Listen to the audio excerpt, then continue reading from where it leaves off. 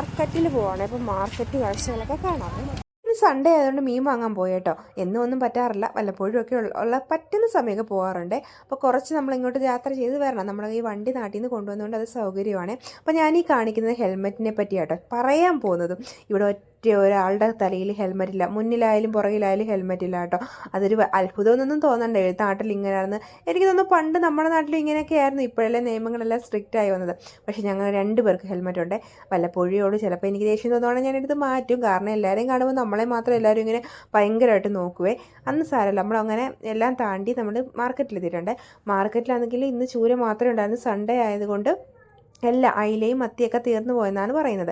അയില ഏകദേശം എന്നും കിട്ടാറുണ്ട്, മത്തിയും അങ്ങനെ കിട്ടാറില്ല, എന്നാലും കിട്ടാറുണ്ട്.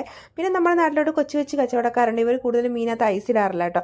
ഇവർക്ക് അന്നന്ന് കൊണ്ടുപോയി അങ്ങനെയൊക്കെയുള്ള ശീലമാണ്. മറ്റേ ആളാണെങ്കിൽ ഐസിട്ട് വിൽക്കുന്ന മീനുമാണ് കേട്ടോ. അപ്പോൾ ചില സമയങ്ങളിൽ ഈ മീൻ പന്നലാവാറുണ്ട്. നമ്മൾ വീട്ടിലോട്ട് കൊണ്ടുപോയി ചെല്ലുമ്പോഴേ കുറച്ച് നൊന്ത അവസ്ഥയൊക്കെ അത് ഐസിടാത്തതുകൊണ്ടായിരിക്കും കേട്ടോ. അപ്പോൾ അവിടെയൊക്കെ കറങ്ങി വീണ്ടും തിരിച്ച് വന്ന് നമ്മൾ മീനൊക്കെ വാങ്ങിച്ച്, പിന്നെ കുറച്ച് മട്ടനും വാങ്ങിച്ചിട്ടുണ്ടായിരുന്നു കേട്ടോ. സൺഡേ ആയതുകൊണ്ട് സ്പെഷ്യൽ ആയിട്ട്. അപ്പോൾ നമ്മുടെ ഇന്നത്തെ വിശേഷങ്ങൾ ഇത്രയൊക്കെ ഉള്ളൂ. അപ്പോൾ ഗുജറാത്തിലെ വിശേഷങ്ങൾ കാണാനും ഒക്കെ ഇഷ്ടപ്പെടുന്നവർ ഒന്ന് സബ്സ്ക്രൈബ് ചെയ്ത്